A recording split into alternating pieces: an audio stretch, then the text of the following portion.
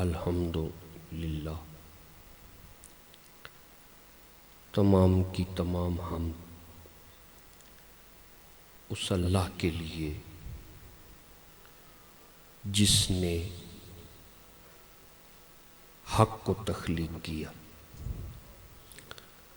اور تمام درود و سلام ان ہستیوں کے لیے کہ اس کا تخلیق کیا ہوا حق جن کی پیروی کرتا ہے، بآواز بلند صلوات۔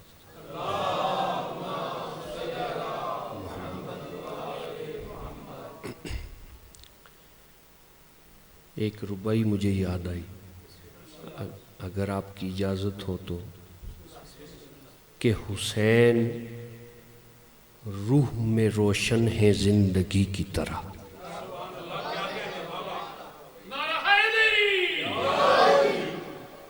حسین روح میں روشن ہے زندگی کی طرح، اس اسم سے طبیعت کو چین ملتا ہے، مگر یہ بات ہر کس و ناقص کی دسترس میں نہیں، یزید دل میں نہ ہو تو حسین ملتا ہے۔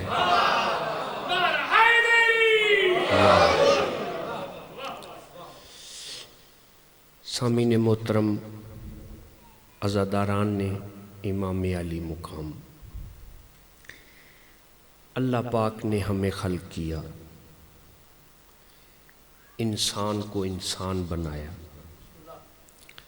اور اس دنیا میں بھیج دیا۔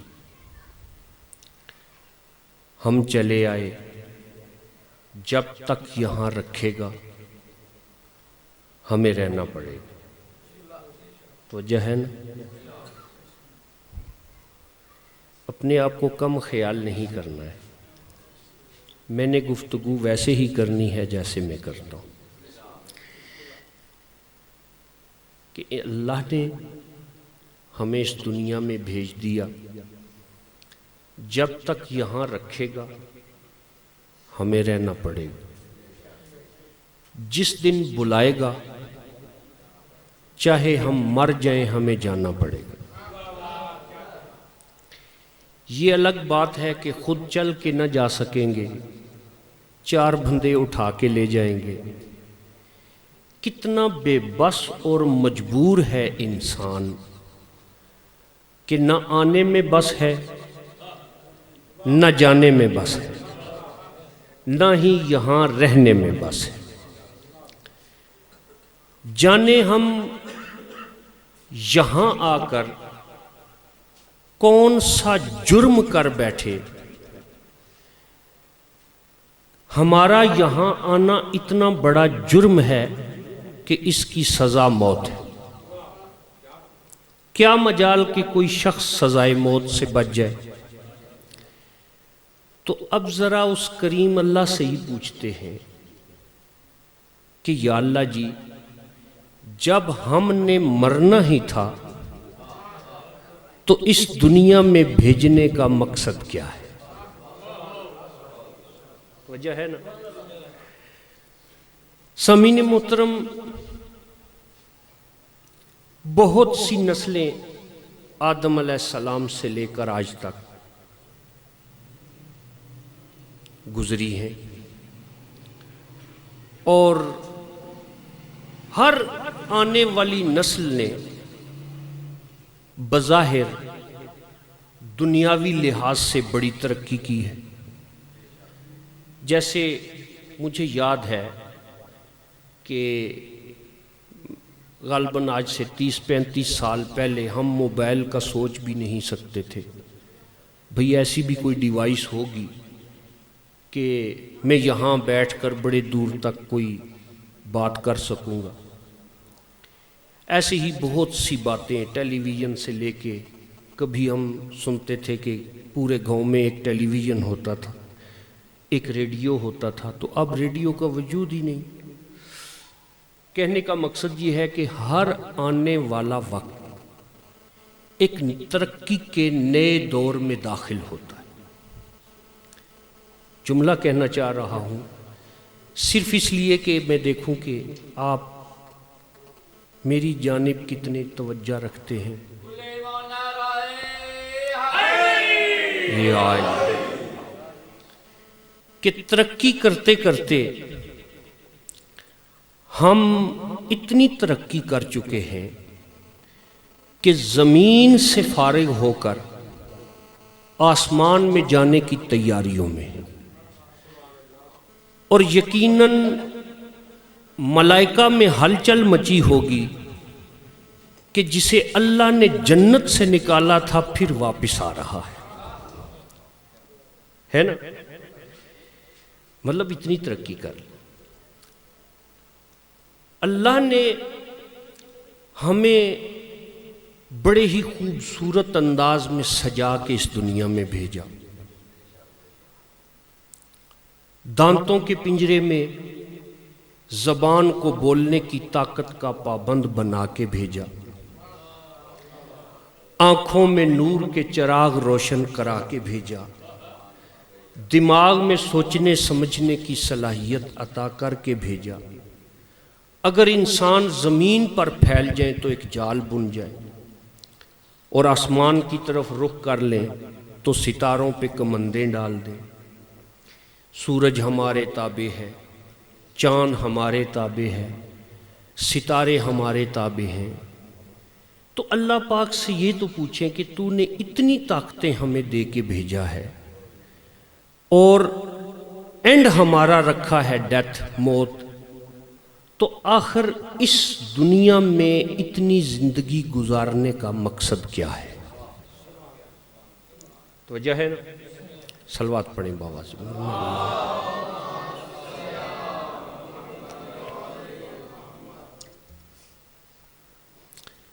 اب اللہ پاک نے اس کے لیے ایک آیت میں اللہ پاک نے ارشاد فرمایا، ہمیں سمجھانے کے لیے، بتانے کے لیے کہ ہم نے جن و انس کو عبادت کے لیے خلق کیا۔ یا علی، ٹھیک ہے، اللہ نے عبادت کے لیے خلق کیا ہے۔ اب سامعین محترم، سوال یہ ہے کہ عبادت کسے کہتے ہیں؟ اب کرسچنز میں چلے جائیں تو ان کی عبادت کچھ اور ہے، جیوش میں چلے جائیں تو ان کی عبادت کچھ اور ہے، ہندوازم میں چلے جائیں، جین مت میں چلے جائیں، سناتن دھرم میں چلے جائیں، پارسیوں میں چلے جائیں، جہاں جہاں جائیں گے ہر ایک کوئی اہرمن کو مان رہا ہے، کوئی ایشور کو مان رہا ہے، کوئی گاڈ کو مان رہا ہے، ہم اللہ کو مانتے ہیں۔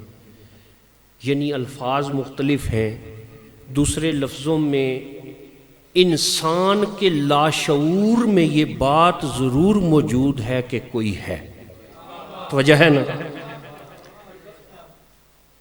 اب اس کے ماننے کا انداز الگ الگ۔ اب کیا ہوتا ہے کہ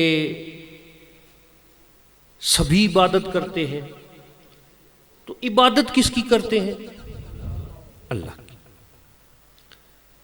اچھا ٹھیک ہے، جب اللہ کی عبادت کرنی ہے تو عبادت کا مفہوم سمجھنے کے لیے ایک بات کرنی ہے کہ میں عبادت دراصل اس لیے کرتا ہوں، یا کوئی عمل ایسا کرتا ہوں، یا کوئی بات ایسی کرتا ہوں، یا کچھ کلمات ایسی ادا کرتا ہوں کہ جس کے لیے وہ ادا کیے جا رہے ہیں وہ کسی طرح سے راضی ہو جائے۔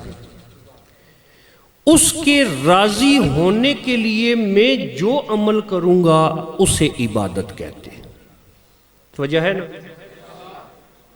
اچھا ٹھیک ہے جی، اب پھر ایک سوال آ گیا کہ عبادت کرنی ہے میں نے، خوش کسے کرنا ہے؟ اللہ۔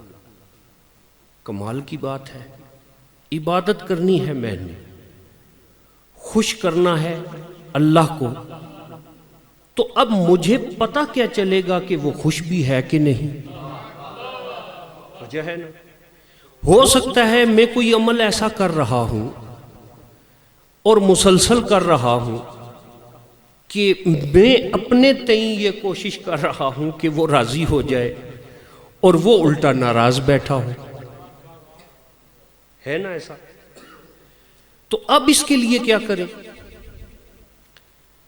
تو مقصد تخلیق کو پورا کرنے کے لیے، ہمیں سمجھانے کے لیے، ہمیں مومن بنانے کے لیے اللہ نے اس کا ایک حل نکالا، اور حل کیا نکالا کہ اس نے اپنا چہرہ بنایا۔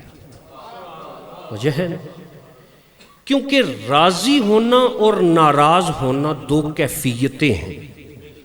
ضروری نہیں کہ کوئی شخص بولے اور بتائے کہ میں ناراض ہوں، یہ بھی ضروری نہیں کہ وہ بتا کے کہے کہ بھئی میں آپ سے راضی ہوں۔ یہ دو کیفیتوں کا نام ہے۔ بنا بتائے ہی چہرے سے پتہ چل جاتا ہے کہ یہ بندہ مجھ سے راضی ہے یا ناراض ہے۔ اس کیفیت کے اظہار کے لیے اللہ کو بنانا پڑا اپنا چہرہ۔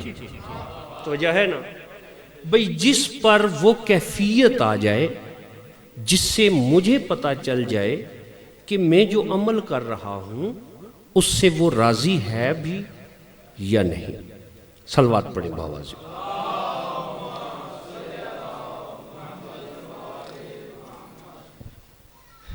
ٹھیک ہے جی، اللہ پاک نے اپنا ایک چہرہ بنا دیا۔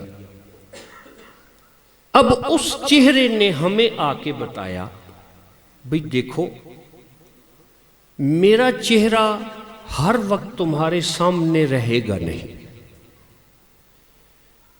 لیکن میں تمہیں عمل کا ایسا معیار بتا کے جا رہا ہوں کہ اس کو دیکھتے رہنا جو میں نے عمل کیا ہے۔ اس بات پر یقین رکھنا کہ جو کچھ میں کر کے جا رہا ہوں ویسا کرتے رہو گے تو یقین رکھنا کہ وہ تم سے راضی رہے گا۔ ٹھیک ہو گیا؟ اب یہ ہے بات کہ اللہ نے آدم علیہ السلام سے لے کے یہ دیکھنا شروع کیا کہ میں جو اپنا قانون بنا رہا ہوں جسے دین کہتے ہیں، یہ ایک کتاب ہے جسے قرآن مجید کہتے ہیں، میں اس میں اسمبل کر رہا ہوں، یہ میں پرنٹ کہاں پہ کروں؟ تو اللہ نے سب سے پہلے دیکھا جس پرنٹنگ پریس کو، تو اس کا نام تھا آدم پرنٹنگ پریس۔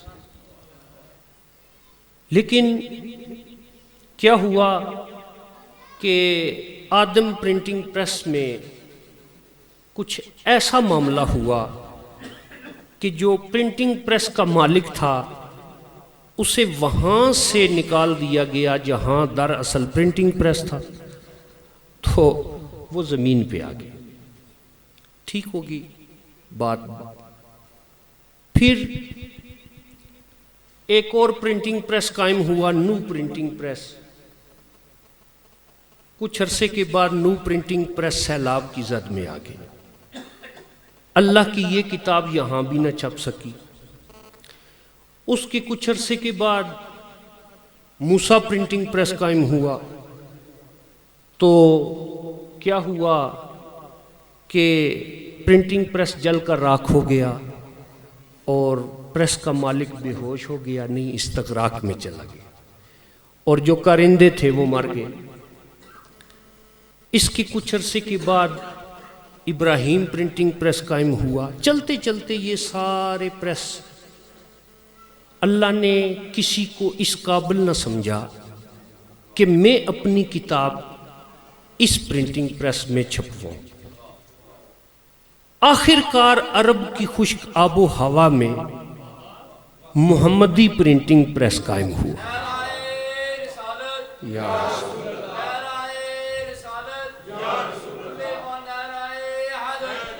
یا الہی، محمدی پرنٹنگ پریس قائم ہوا۔ کل کی گفتگو اگر آپ کے ذہنوں میں ہے تو یقیناً میں بالکل قریب پہنچ گیا ہوں کہ قرآن مجید چھپنا شروع ہو گیا۔ جب کتاب چھپنے لگی تو دروازے پر وحی کا پہرا بٹھا دیا گیا. وما ینطق عن الہویٰ ان ہو الا وحی یوحیٰ، یہ کچھ کہتا ہی نہیں، جو یہ کہہ دیتا ہے وہ ہی میری وحی ہوتی ہے. اب سامعین محترم، ہم نے ایک پرنٹنگ پریس میں کتاب چھپ گئی، کتاب کو ہم لے کر گھر آ گئے، لیکن عرب نہیں مانتے. عرب کی صفت ہی یہ تھی کہ کسی بات کو نہ ماننا. سرکار نے ایسا کردار پیش کیا کہ وہ نہ ماننے والے یہ مان رہے تھے کہ یہ صادق بھی ہے اور یہ امین بھی ہے. یہ بات وہ مانتے تھے. لیکن جب سرکار کہتے تھے کہ دیکھو، اگر میں کہوں اس پہاڑ کے دامن میں ایک لشکر ہے جو تم پر حملہ کرنا چاہتا ہے، تو کیا میری اس بات کو مان لو گے؟ انہوں نے کہا مان لیں گے. بھئی کیوں مان لو گے؟ کہا اس لیے مان لیں گے کہ آپ صادق ہیں، ہم نے کبھی آپ کو جھوٹ بولتے نہیں دیکھا. ٹھیک ہو گیا.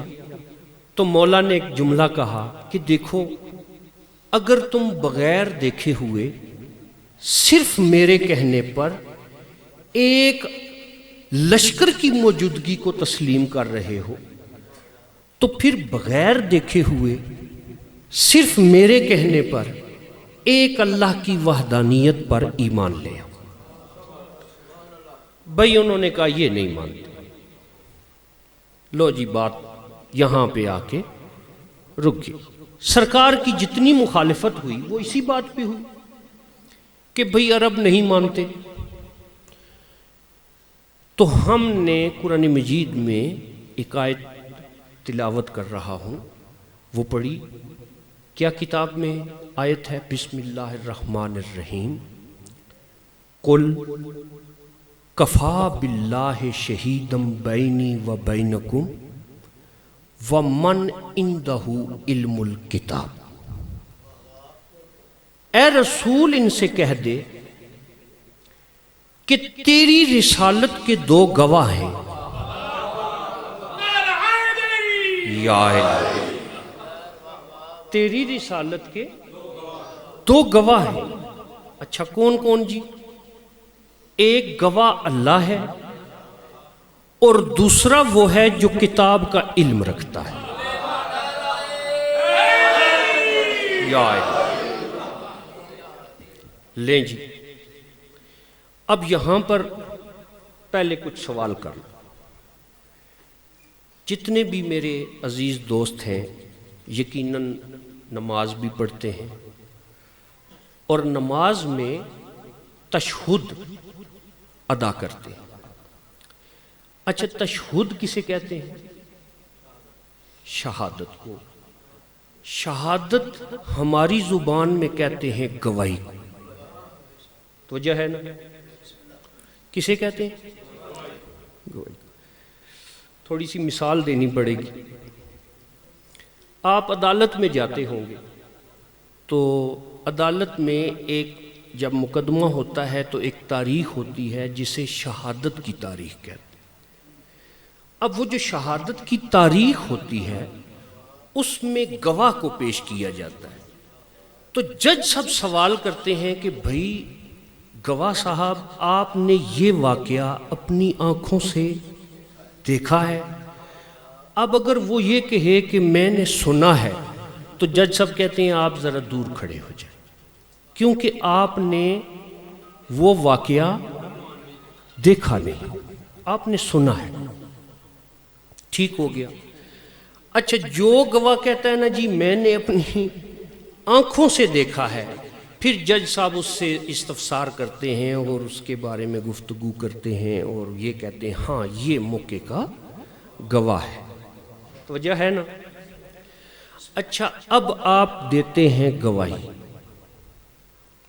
ایسے ہی. اچھا گواہی کیا دیتے ہیں؟ اشہد اللہ الہ الا اللہ میں گواہی دیتا ہوں کہ اللہ کے سوا کوئی معبود نہیں۔ اچھا، اب میں سوال کر سکتا ہوں جج بن کر کہ بھائی آپ نے اللہ کو معبود بنتے دیکھا ہے؟ نہیں دیکھا۔ تو کیا خیال ہے آپ کو نماز سے اٹھا نہ دیا جائے؟ بھی کیوں آپ گواہی دے رہے ہیں؟ کیا جھوٹی گواہی دے رہے ہیں تشہد میں؟ اچھا، پھر ساتھ ہی آپ کہتے ہیں وَأَشْهَدُ أَنَّ مُحَمَّدًا عَبْدُهُ وَرَسُولُهُ،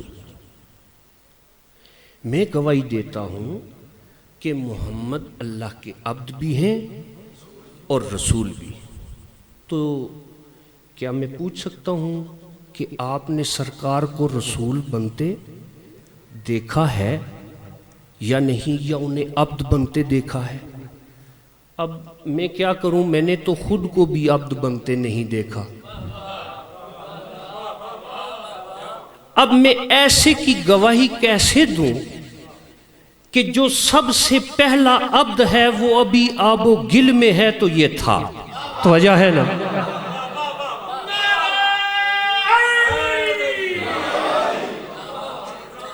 ہم میں اس شخصیت کی گواہی کیسے دوں؟ اچھا، یہاں پر بھی آگے بھی چلیں تو جو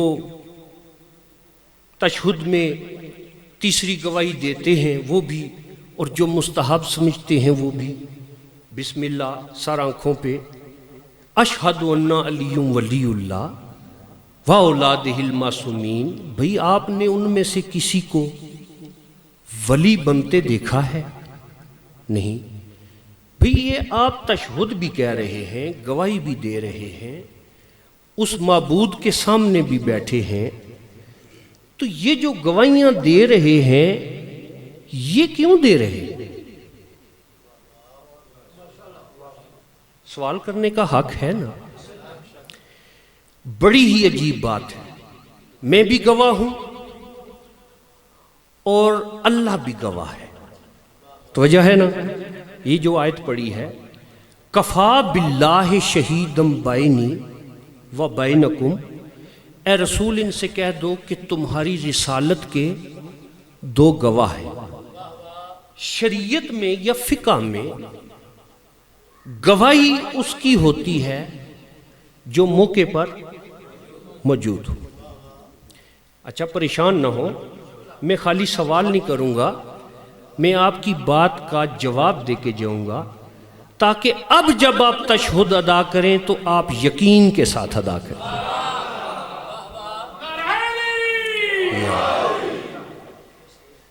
دراصل ہم اللہ کی معبودیت کی گواہی نہیں دے رہے، نہ میں نے اللہ کو معبود بنتے ہوئے دیکھا ہے، اسی طرح نہ میں سرکار کی رسالت کی گواہی دے رہا ہوں، کیونکہ میں نے انہیں رسول بنتے نہیں دیکھا۔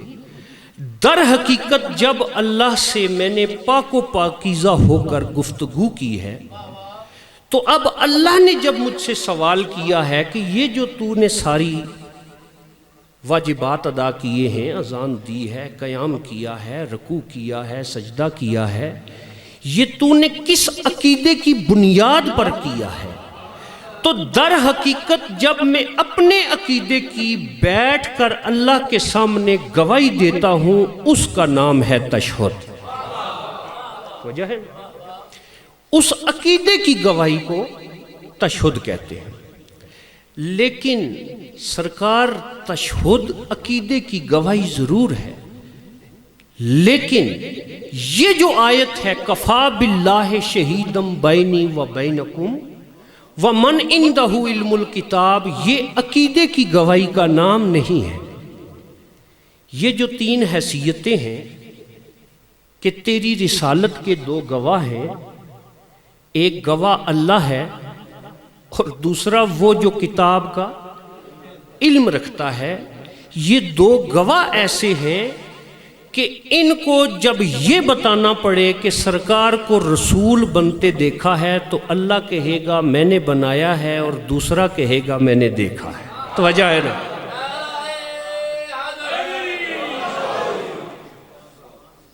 وجہ ہے نا.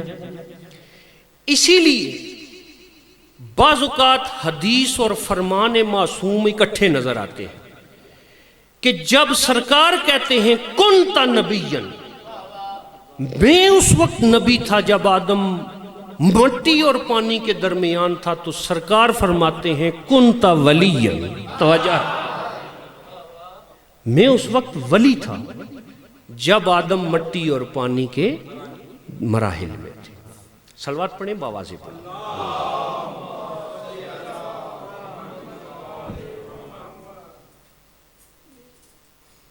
ایک دفعہ پھر صلوات پڑھ دیں. اللہ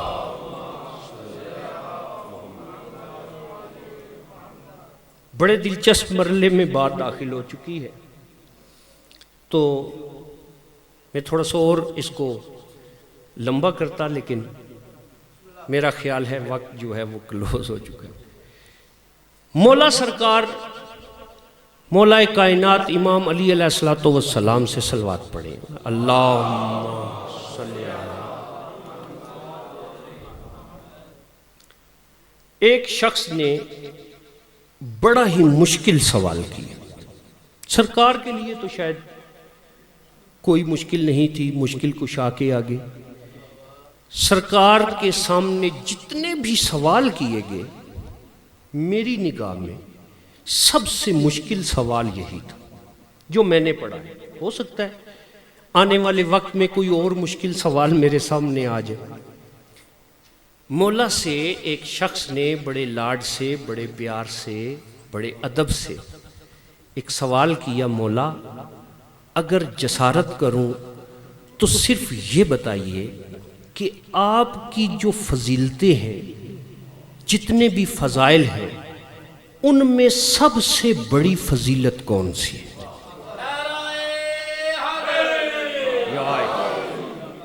مشکل ہے نا سوال. تو اس کی بات سن کر سرکار نے یہ نہیں کہا کہ میں علی ہوں، یہ میری سب سے بڑی فضیلت ہے. یہ نہیں کہا کہ میں کعبے میں آیا، بلکہ عین جوف کعبہ میں آیا، یہ میری سب سے بڑی فضیلت ہے. یہ نہیں کہا کہ میں ابو طالب کا بیٹا ہوں، یہ میری سب سے بڑی فضیلت ہے. یہ نہیں کہا کہ میری محبت واجب ہے، یہ میری سب سے بڑی فضیلت ہے. یہ نہیں کہا کہ میں آقا زادی سرکار امام الانبیاء کی بیٹی کا شوہر ہوں، یہ میری سب سے بڑی فضیلت ہے. یہ نہیں کہا کہ میں حسنین کا بابا ہوں، یہ میری سب سے بڑی فضیلت ہے. یہ نہیں کہا کہ میں مولا عباس کا بابا ہوں، یہ میری سب سے بڑی